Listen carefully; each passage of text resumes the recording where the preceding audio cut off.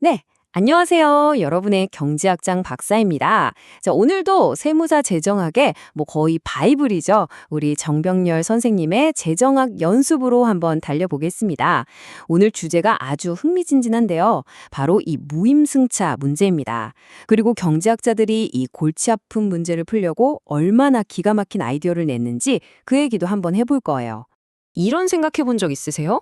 아니, 우리 동네에 가로등 하나 생기면 다 좋잖아요. 밤길도 안전하고.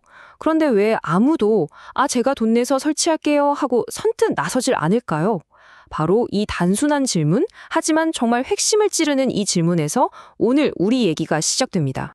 자, 그럼 오늘 우리가 파헤쳐 볼 내용들입니다. 첫 번째, 얌체들의 딜레마가 대체 뭔지, 그리고 왜 이게 결국 모두가 손해보는 게임으로 끝나는지 볼 거고요. 그 다음에 이 딜레마를 깰 수 있는 진심을 말하게 만드는 장치를 알아보고 그 핵심인 크라크세 계산도 직접 해볼 겁니다. 마지막엔 이게 정말 완벽한 제도인지도 한번 따져봐야겠죠? 네, 첫 번째 주제, 얌체들의 딜레마입니다. 여기서 얌체라고 하니까 좀 기분 나쁘게 들릴 수도 있는데 그런 뜻이 아니에요. 경제학에서는 그냥 자기 이익을 합리적으로 추구하는 사람을 말하는 거니까 오해 없으시길. 근데 왜 이 합리적인 선택이 딜레마가 될까요? 한번 보시죠. 공공재의 가장 중요한 특징이 뭐냐면 바로 비배제성이에요. 이게 무슨 말이냐? 돈을 안 낸 사람이라고 해서 당신은 쓰지 마 이렇게 막을 수가 없다는 거죠. 길에 켜진 가로등 불빛이나 우리나라를 지켜주는 국방 서비스 이런 거요. 그러니까 합리적인 개인은 딱 이런 생각을 하게 됩니다. 가만히 있어봐. 어차피 누가 설치하면 나는 공짜로 쓸 수 있는데 내가 굳이 내 돈을 써야 되나? 바로 여기서부터 모든 문제가 시작되는 겁니다. 자, 그럼 왜 이 문제가 모두가 손해보는 게임이 되는지 우리 교재에 나오는 아주 유명한 예시를 통해 한번 들여다볼게요. 이 간단한 상황만 딱 이해하면 이 문제가 왜 그렇게 까다로운지 아주 그냥 명확하게 감이 오실 겁니다. 자, 교재에 나온 상황을 봅시다. 여기 이웃사촌인 A와 B가 있어요. 가로등을 설치하는데 1,000만 원이 드는데 둘이 반씩 내면 500만 원씩 내면 되겠죠? 그리고 가로등이 생기면 각자 800만 원어치의 편익, 그러니까 이득을 얻는다고 해요. 이 표는 두 사람이 어떤 선택을 하냐에 따라 누가 얼마의 이득을 얻는지를 보여주는데요. 괄호 안에 첫 번째 숫자가 A의 이득, 두 번째가 B의 이득입니다. 자, 우리 A의 머릿속으로 한번 들어가 볼까요? 이렇게 계산기를 두드리는 거죠. 만약에 B가 돈을 낸다고 해보자. 그럼 나는 돈을 내면 300 이득이지만 안 내면 공짜로 쓰니까 800 이득이네? 당연히 안 내야지. 그쵸? 자, 그럼 이번엔 B가 돈을 안 낸다고 해보자. 그럼 나 혼자 돈 내면? 마이너스 200 손해네. 완전 바보잖아. 차라리 그냥 안 내고 말지. B 입장에서도요? 이건 계산이 완전히 똑같아요. 결국 상대방이 뭘 선택하던 간에 나한테는 돈을 안 내는 것이 무조건 이기는 전략이 되는 겁니다. 바로 이겁니다. 이게 핵심이에요.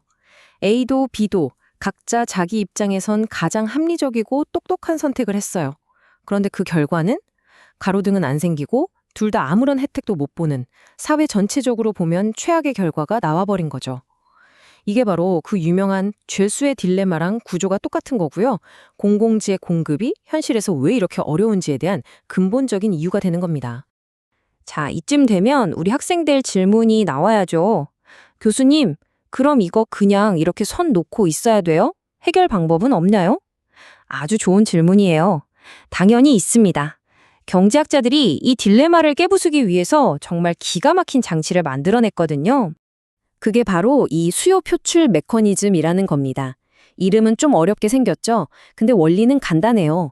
사람들이 자기 속마음, 그러니까 나는 이 공공재를 이만큼 원해요 하는 그 진심을 솔직하게 말하는 게 자기한테 가장 이득이 되도록 아예 게임의 룰을 새로 짜는 거예요.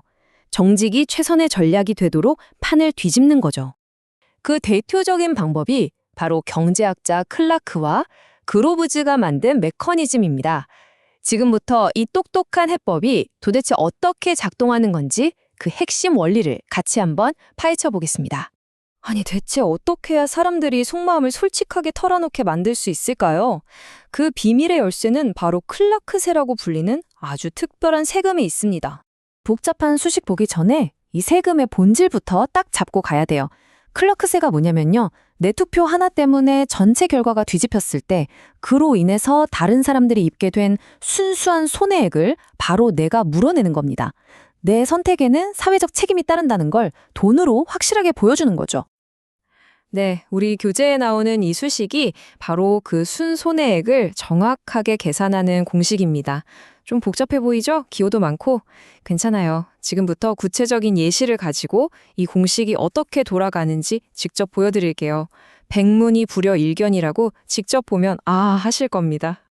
교재에 나온 예시를 같이 보죠. A, B, C, D 네 사람이 사는 마을에 놀이터를 지을까 테니스장을 지을까 이걸 결정해야 해요. 표를 보니까 각자 생각이 다 다르네요. A는 놀이터를 13만큼 좋아하고 B랑 D는 테니스장을 각각 11, 14만큼 좋아하네요. C는 둘 다 별로 관심이 없고요. 자, 이제 A의 클라크세를 한번 계산해 보겠습니다. 아주 중요하니까 천천히 한번 따라와 보세요. 자, 첫 번째, 4명의 선호를 전부 다 더해봅니다. 놀이터는 다 더하니까 28, 테니스장은 25. 그럼 뭐가 선택되죠? 그렇죠, 놀이터가 선택됩니다. 두 번째, 여기서 A가 결정적인 역할을 했는지 보려고 A를 잠깐 빼고 생각해 볼게요. 만약 A가 없었다면, B, C, D만 있었다면, 테니스장이 25, 놀이터가 15니까 어라? 테니스장이 선택됐겠네요. 세 번째, 바로 이겁니다. A 한 명 때문에 결과가 테니스장에서 놀이터로 확 바뀐 거예요. 그럼 이제 A 때문에 나머지 사람들이 입은 순손해를 계산하는 겁니다. B, C, D는 원래 테니스장을 얻어서 25만큼의 가치를 누릴 수 있었는데 그걸 잃고 대신 13만큼의 가치가 있는 놀이터를 얻게 됐죠. 자, 결론 나옵니다. 그 순수한 손해액, 즉 25에서 13을 뺀 12, 이게 바로 A가 내야 할 클락세가 되는 겁니다. 어때요? 원리를 알고 보니까 생각보다 간단하죠? 와, 이거 정말 기가 막힌 해결책처럼 보이지 않아요? 거짓말을 하면 세금 폭탄을 맞을 수 있으니 다들 솔직해질 수밖에 없잖아요. 그런데 여기서 진짜 중요한 질문이 하나 나와요. 교수님, 그렇게 거둔 세금은 그럼 어디다 써요? 바로 이 질문이 이 제도가 가진 치명적인 약점을 드러냅니다. 이 제도의 가장 큰 한계는 바로 예산 불균형 문제입니다. 이렇게 거둔 클라크세의 총액이 우리가 지으려는 놀이터 비용과 우연히 딱 맞아떨어질 확률은 거의 없어요. 세금이 부족할 수도 있고 오히려 남을 수도 있죠. 그래서 이론적으로는 정말 우아하고 완벽해 보이는데 이걸 현실에 그대로 적용하기에는 이런 어려운 점이 있다는 한계가 있습니다. 자, 오늘 배운 내용 머릿속에 딱 정리하고 가겠습니다. 첫째, 왜 각자 똑똑하게 행동했는데 결과는 바보같이 되는 무임승차 문제가 생기는지 그 구조를 봤고요. 둘째, 수요 표출 메커니즘과 클라크세라는 아주 기발한 장치로 사람들이 솔직하게 말하도록 유도하는 방법을 배웠습니다. 물론 예산 불균형이라는 한계는 있지만 내 선택이 다른 사람에게 미치는 영향을 돈으로 책임지게 한다는 그 아이디어 자체는 정말 대단한 발상이죠. 네, 오늘 강의는 여기까지입니다. 마지막으로 여러분께 질문 하나 던지면서 마칠게요.